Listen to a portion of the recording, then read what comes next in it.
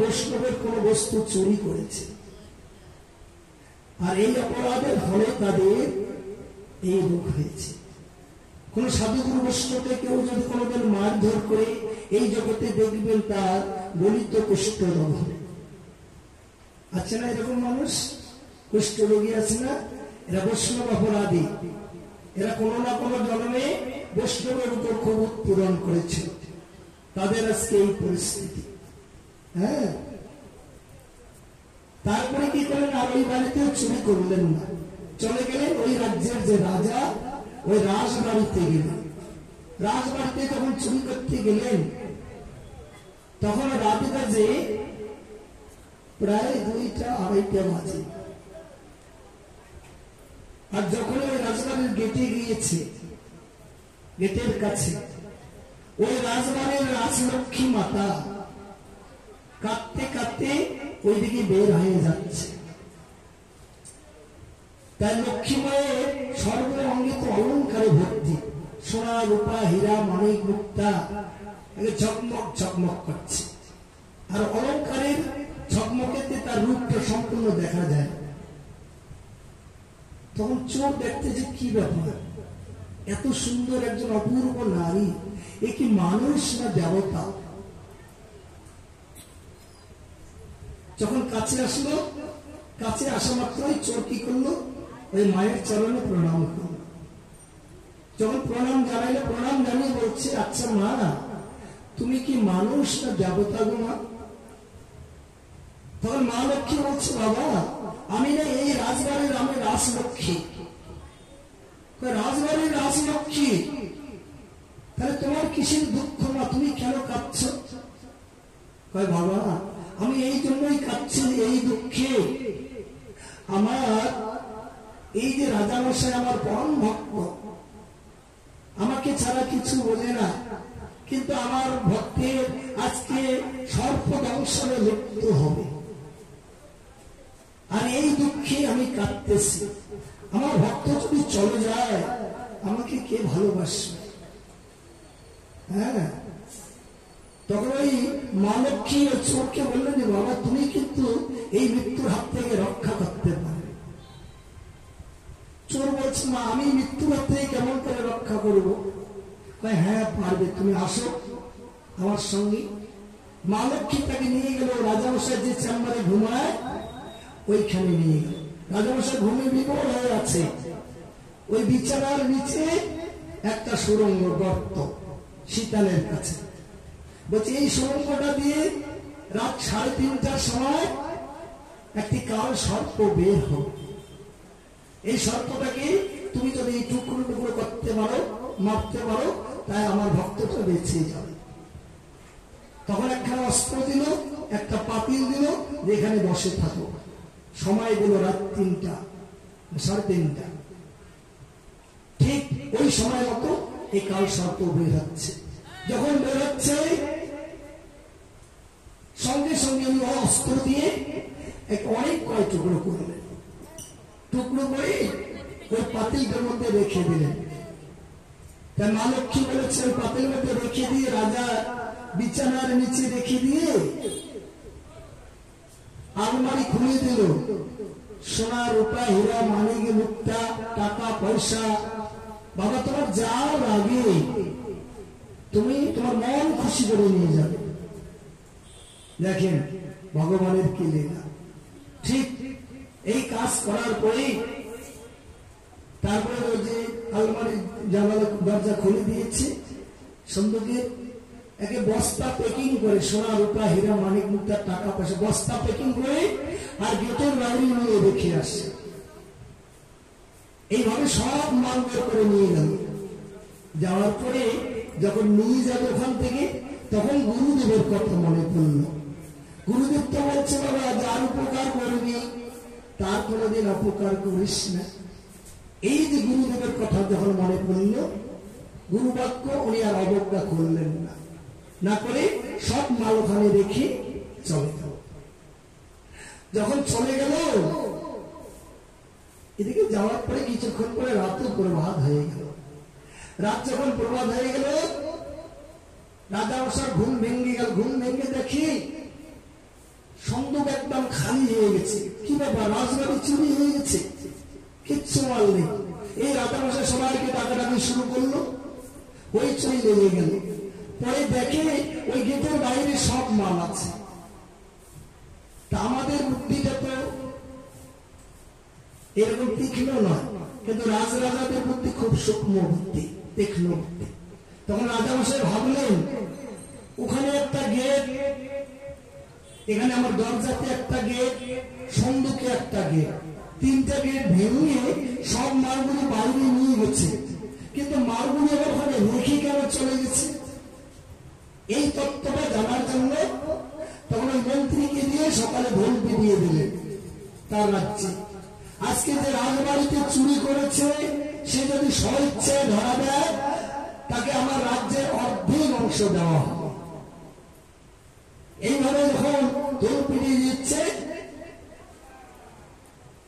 তখন চোরের যে সহধর্মিনী উনি ওই ওনার স্বামীকে বলছে, দেখো দেখো কি বলছে, তুমি কি রাজবাড়িতে চুরি করছো? কয় হ্যাঁ আমি চুরি করছি।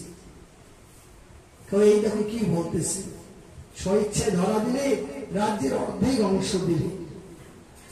তখন চোর বলছে কি, ওই চোর ধরার বুদ্ধি করতেছে, যদি ধরে না মেরে ফেলবে। তখন আমার স্ত্রী বলছে একদিন না মরতেই হবে, আজকে না মরলেও 10 দিন পরে মরা লাগবে, 10 দিন পরে না মরলে 100 বছর পরে মরতে হবে, তা নয় আজকেই মরণ হবে। আর যদি কথাটা সত্য হয় তাহলে তো আমাদের লাভ ফিরে যাবে। হ্যাঁ, আর চোর বলছে না না বলিস না বলিস না। ওরা যখন কাছে আসলো, ইনি আর সামলাইতে পারলেন না ওনার স্ত্রী, গিয়ে ফট করে বলে দিল আমার চোরটা চুরি করছে আজকে রাজবাড়িতে। যখন বলে দিল সঙ্গে সঙ্গে বন্দি করে নিয়ে গেল। তা রাজা যেইটাই বলবে সেইটাই হবে, তাই না? রাজবাড়িতে নিয়ে যাওয়ার পরে রাজামশাই রাগ করলেন না, রাগ না করে ওনাকে খুব সম্মানের সহিত আদর যত্ন করে নিয়ে ওনার রাজার সিংহাসনেতে বসাইলেন। বসে রাজামশাই আগে ওই চোরকে আগে প্রণাম করলেন, পা ছুঁয়ে প্রণাম করলেন। প্রণাম করে বলছে, বাবা তোমার কোনো ভয় নাই, তুমি সত্য কথা বলবে, সত্যের না সদায় জয়, মনে রাখবে, সত্যের সদায় জয়, সত্য কথা বলবে, তোমার কোনো ভয় নেই। ঠিক আছে, আচ্ছা সত্য কথা বলো তো, তুমি কি আজকে আমার রাজবাড়িতে চুরি করেছো? তখন আর কি করবে, চোরও মানে নির্ভয়ে কথা বললেন, ঠাকুর যা করে করবে, ঠাকুর সব তোমার ইচ্ছা, গুরুদেব তোমার বাক্য আমি রক্ষা করছি, সব তোমার ইচ্ছা। হ্যাঁ, সত্য কথা বলো, হ্যাঁ আমি চুরি করেছি। চুরি যে করেছো, মালগুলো সব রেখে কেন চলে গেছে, কারণটা কি?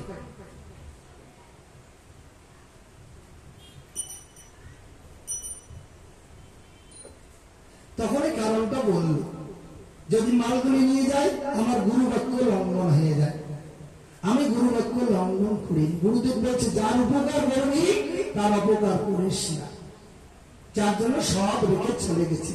রাজামশাই বলছে আমার কি উপকার করেছো তুমি? কয় কালকে আপনার সর্বে বংশে মৃত্যু ছিল, আপনার রাজমাতা রাজলক্ষ্মী কাঁদতে কাঁদতে বেরিয়ে যাচ্ছে, উনি আমাকে এনে এই এখানে বসে রেখেছে, এই সুরঙ্গ দিয়ে এই সর্প বেরিয়েছে, তাকে আমি টুকরো টুকরো করেছি, টুকরো টুকরো করে আপনাকে মৃত্যুর হাত থেকে আমি রক্ষা করেছি।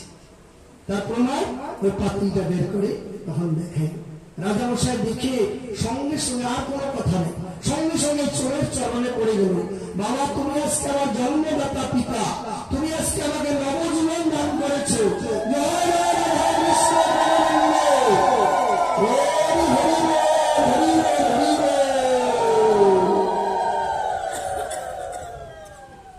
এই জন্য শাস্ত্র বলছে গুরু বাক্য কোনো মিথ্যা নয়, যার আচরণে ভক্তি তার প্রাপ্তি শক্তি শক্তি হয়।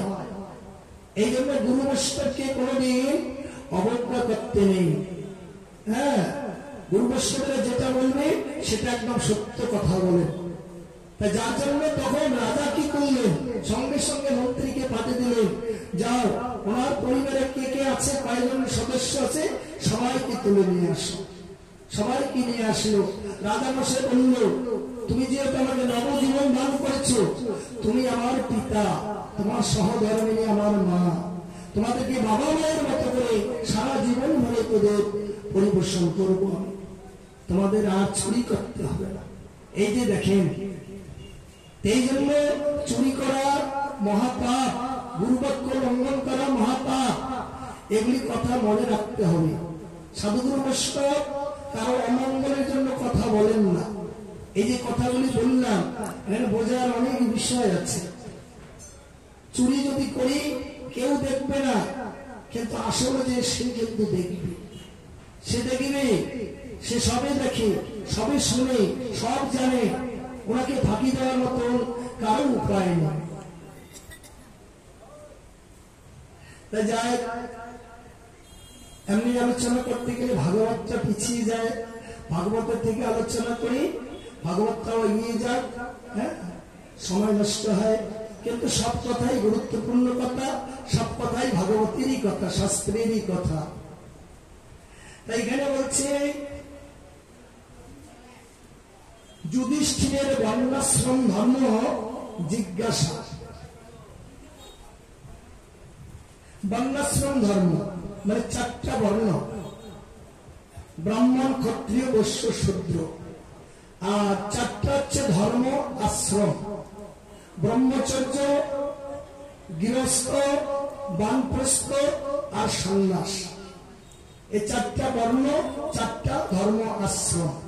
তাই শাস্ত্রে বলছে, চৈতন্য চরিতামৃত গ্রন্থেতে বলছে, চারি বর্ণাশ্রমী যদি কৃষ্ণ নাহি ভজে, সকর্ম পালন করেও তারা নরকেতে মজে। যেই বর্ণের মানুষ হোক আর যেই আশ্রমেরই ভক্ত হোক, যদি কৃষ্ণ ভজন না করে তবু তাকে নরকে যেতে হয়। হ্যাঁ, এটা মনে রাখতে হবে। কৃষ্ণ ভজন সাধনটাই সব থেকে শ্রেষ্ঠ। তাই হয়তো আমরা ভাবতে পারি, অনেকে বুঝি না যে কেমন আরো ভজন সাধন। আচ্ছা, কেমন ভজন সাধন অনেকেই বোঝে না। ভজন মানে ভগবানের সেবা পূজা করা, ভগবানের নাম গুণগান জপ তপ করা, ভগবানকে ভক্তি করা, ভগবানের ধ্যান করা, নিয়ম নিষ্ঠা করে চলা, শুদ্ধ আহার করে চলা, এটা হচ্ছে ভজন। হ্যাঁ, আর সাধন কি? সাধন এই যে আমাদের দেহের যে শত্রুগুলি, কাম, ক্রোধ, লোভ, মোহ, মদ, মাৎসর্য, এদেরকে সবসময় কন্ট্রোলে রাখা, এটাকে বলছে সাধন। হ্যাঁ, মনে একটা খারাপ জিনিস চাচ্ছে, খারাপ কাজ করতে চাচ্ছে, জ্ঞানের আশ্রয় নিতে হবে না, এটা করা যাবে না, এটাকে বলছে সাধন। তাই বলে তাকে ভজন সাধন। যেমন এই যে চুরি করতে গিয়ে ওই গুরুদেবের কথা মনে পড়লো, তার মানে তার জ্ঞান এসেছে, হ্যাঁ, আর চুরি করেও মালগুলি নিতে পারলো না, এইটাকে বলে জ্ঞান। আর অজ্ঞান, অজ্ঞান মানে অন্ধকার, জ্ঞান মানে আলো। যার জন্য গুরু আশ্রয় করতে হবে। গু শব্দতে অন্ধকার, রু শব্দতে উন্মিলন বা আলো। যে গুরু চরণ আশ্রয় করব, সে যেন আমাকে এই অন্ধকার থেকে আলোয় পৌঁছে দিতে পারে। অন্ধকার কোনটা? এই সংসারটা হচ্ছে অন্ধকার। হ্যাঁ, সংসার হলো ঘোর অন্ধকার। কৃষ্ণ হলো সূর্য সম, মায়া হলো ঘোর অন্ধকার। যথায় কৃষ্ণ বিরাজ করে, তথায় মায়ার নাই অধিকার। তা যার অন্তরে কৃষ্ণ নাম, কৃষ্ণ সবসময় বিরাজ করবে, সবসময় কৃষ্ণকে স্মরণে স্মরণ করবো, তাকে মায়া কোনোদিন ধরতে পারবে না, মায়া তাকে অ্যাটাক করে রাখতে পারবে না। হ্যাঁ,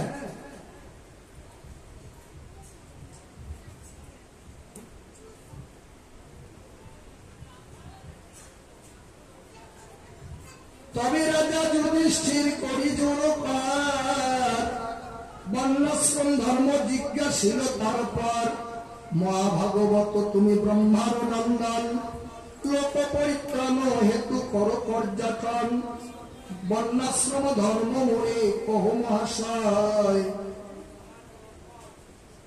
শুনিলে তোমার মুখে খণ্ডিবে সংশয়।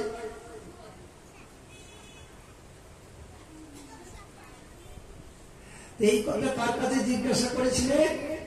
দেবর্ষি নারদ মুনির কাছে। তাই এবার নারদ মুনি উত্তর দিচ্ছি। এমন শুনিয়া বলে মুনি তপোদান, কহিব তোমারে রাজা করো অবধানী, ধর্মের নন্দন নর নারায়ণ নামে, আকল্প করেন তপ বদরিকাশ্রমে। তারা দুইজনে ধর্ম কহিল আমারে, সে ধর্ম কহিব রাজা তোমার।